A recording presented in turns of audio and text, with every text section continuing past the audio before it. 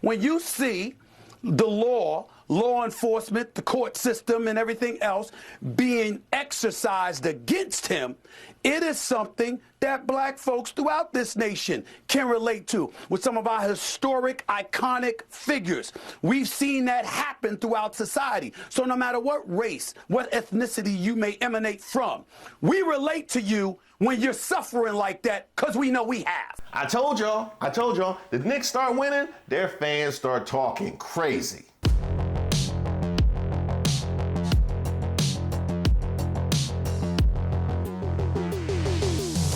So ESPN's Stephen A. Smith, I can only guess, in advance to the NBA playoffs, deciding he wanted to get his controversy up, decided to go on Sean Hannity's show on Fox News and extol the virtues of walking around with a litany of cases while running for president.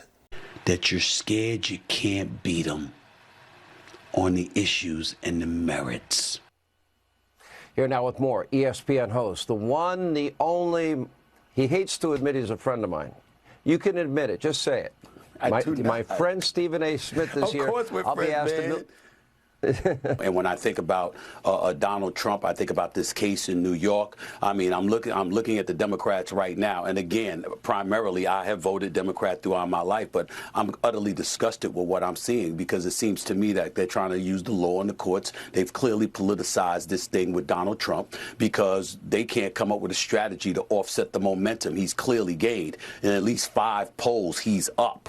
He's up in the polls over Biden, at least 5 polls that I counted. That's the reality of the situation. Despite the counts against them, the indictments against them, being impeached twice, and all of this other stuff, he is the presumptive GOP nominee. And you don't seem to have the issues in your favor, you believe. So because of that, you're going to manipulate the system as best as you possibly can to avoid him possibly running for re-election again. That appears to be their strategy, but I'm here to tell you, it's not working. It's not working at all, and to be quite honest with you, I don't mind the fact that it's not working. Now, I have to ask you, is it all political, or just some of it is political? Because this is a man who's been in litigation literally his entire life, right? This is a man who we can go back to cases all the way back to the 70s. This is a man with a line a mile long to get paid. This is a man who was just sued by the founders of his own media company. So were those political as well? Well, they've been attacking him politically for 50 years. Is that what you're saying? Or those were legitimate, but these couple are political. I'm just trying to understand. And I'm also trying to understand how in a lot of these cases, most of the witnesses against Trump have been Republicans. And in fact, in many cases, Republicans that he has put into place that are testifying against him. So I'm gonna need you to explain that one to me. And while we're talking about Republicans that were put into place, Judge Eileen Cannon, somebody whose departure from all of our precedent in the legal system has been notable by several different oversight groups. I would like to ask you, would that be political as well? Would Eileen Cannon slow walking her trial? Would that be political? And I'm also curious, what exactly is the alternative? If he's out here doing dirt, we don't want to make it seem political. He already thinks he can do whatever he wants. He clearly already thinks he can do whatever he wants. His defense in the document case is literally presidential privilege. He literally told you he feels like he can do whatever he wants as president, but he will still have you march your behind up here and say it's political. Word. Have you remember John Edwards? Have you remember Gary Hart? Have you remembered some of the things that Clinton has gone through? Now we're going to talk about a hush money case that took place while he was running for election in 2016, but he was in office until 2020, and now here you are in 2024, months before another election, and he's the presumptive GOP nominee, and this is what you're trying to do? It's a disgrace. It's weak. It's pathetic. Hey, Roland, you want to take this one?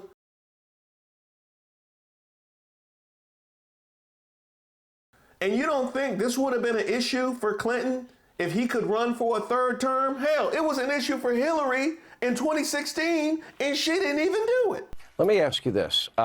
We look at polls. Polls are always broken down demographically, and you see this major erosion in the Democratic base for Biden. African Americans, Hispanic Americans, young people, suburban women, for example. I mean, numbers that we've never seen before. In terms of a Democrat. If he doesn't get his base back, which I would argue he's been trying to do, starting with the State of the Union and his jacked up address, he's got no shot. And if Donald Trump could hold on to 5, 10, 15% of the numbers that he has now, he will win the next election. Why is that happening? That's my question. You know, before you answer that, let's take a look at the polls.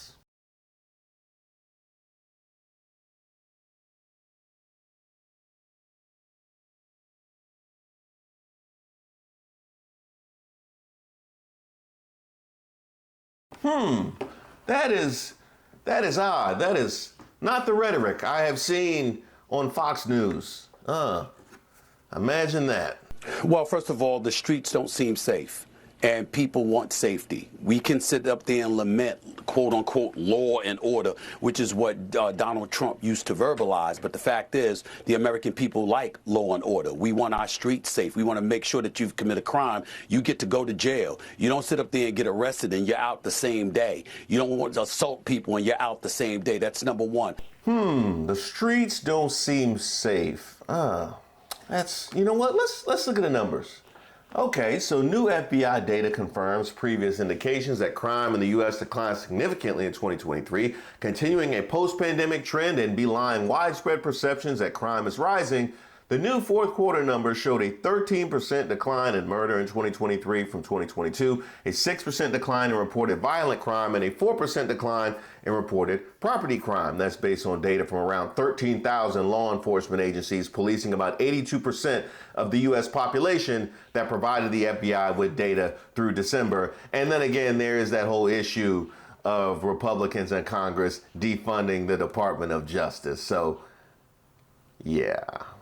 I need to ask you, where exactly is it that they don't seem safe? Where exactly is it the streets don't seem safe? Is it on Fox News? Yeah, is it on Fox News where they don't see? Yeah, because when they show archival footage of a burning city and say this is what's going on in D.C. right now, despite me literally being here and everything looking fine. Yeah, the made up stories about it seeming like Jungle Book in the middle of 16th Street. Yeah, they don't seem safe, huh? And dare I say something that will probably be termed the most uncomfortable thing that I've ever had to articulate out of my mouth from a political perspective. But I got to tell you something. As much as people may have been abhorred by Donald Trump's statement weeks ago, talking about how black folks, he's hearing that black folks find him relatable because what he's going through is similar to what black Americans have gone through, he wasn't lying. He was telling the truth. When you see the law enforcement, the court system, and everything else being exercised against him, it is something that black folks throughout this nation can relate to. Okay, let's start here. Who are these people? I need to know who these people are, because they clearly weren't at the Black Conservatives Federation. So I need to know who. Oh, you talking about him? So I know Trump is innocent. I support Trump against this corrupt, two-tiered justice system. That's why I'm here to show my support as a black man for Trump. And I'm wearing my shirt, Niggas for Trump 2024, and I mean that. Name one brother that can walk around with 26 credible allegations from women. Yeah, 26 credible allegations from women. Name one brother that walk around with that. Go ahead. I mean, other than Diddy. When you see the law enforcement, the court system, and everything else being exercised against him, it is something that black folks throughout this nation can relate to with some of our historic, iconic figures. We've seen that happen throughout society. So no matter what race, what ethnicity you may emanate from, we relate to you when you're suffering like that, because we know we have. Oh, our black leaders. Yeah, because we can all remember the 91 indictments MLK had. You don't remember that? That was when he was on his third wife after he had cheated on Coretta. And then he had married a side piece and then ended up leaving the side piece for Jet Beauty of the Week. Except this one had also posed nude overseas. And so Jet blew it out, and they had like a larger, like normal size magazine for that particular Jet Beauty of the Week. Yeah, it was good. Yeah. And I remember when MLK was in that spot, and I remember when they got Medgar Evers. They got the audio of him talking about grabbing women. I remember when Medgar Evers had to deal with that. I remember that. And y'all remember when Marcus Garvey tried to establish roots, going back to, what did he call it? The shithole countries. Yeah, I remember when Marcus Garvey did that.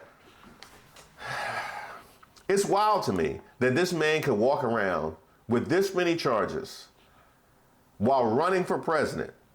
And the lesson you take is the charges and not the fact that he's walking around running for president. Really? Is that something that we can identify with? And I would also ask you, you don't find it odd that now is the time he's talking about black people being treated unfairly? You don't find that odd that the moment when he is running for president and trying to get up under all these cases and trying to convince people to vote for him, that's the moment he's talking about black people being treated unfairly? Because he wasn't talking that noise when we were in the streets talking about Black Lives Matter, was he? No, he wasn't talking that. No. That's when he was talking about law and order. Yeah. You remember when they were pepper spraying and hosing people to clear the streets so he could do his PR stunt holding the Bible? Yeah, not a whole lot of black people being treated unfairly during that time, was it? No, it wasn't a whole lot of black people being treated unfairly. But now is the time. You don't find that odd at all? That is curious. That is suspicious. You don't find that suspicious? You don't find that suspicious?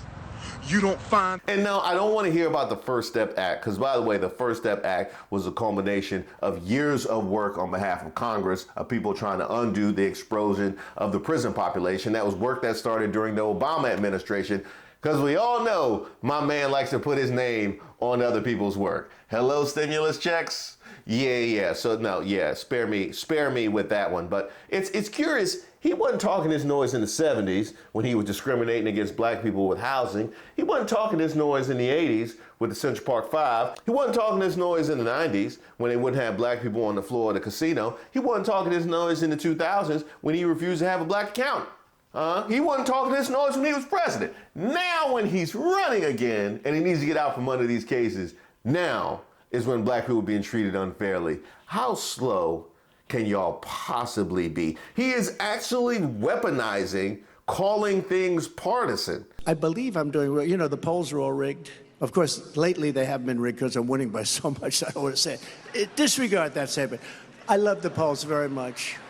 He told you the game with the polls. He literally told you the game with the polls. When I'm down, it's rigged, but I'm doing well, so now it's not rigged. He admitted to you the game, that he's weaponizing calling things partisan. So it's partisan when it works against him, but it's not when all is well. He admitted it, and you will still march your black behind up here talking about it's partisan. Now, ultimately, here's the problem. Because it's bad enough that apparently Stephen A. thinks this way. I'm going to take him on his word that he thinks this way.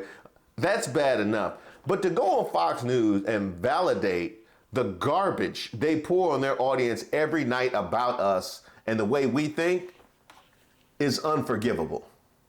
There's only one thing that comes to mind about this whole set of events. It's no secret that I get disgusted by a lot of things. I'm just so disgusted. I can't tell you how disgusted I am. I'm disgusted with him right now. I'm so disgusted. I'm disgusted with it. I'm so disgusted. I'm so damn disgusted. I'm just disgusted. Oh, I'm just trying to be cool, but I'm just so disgusted.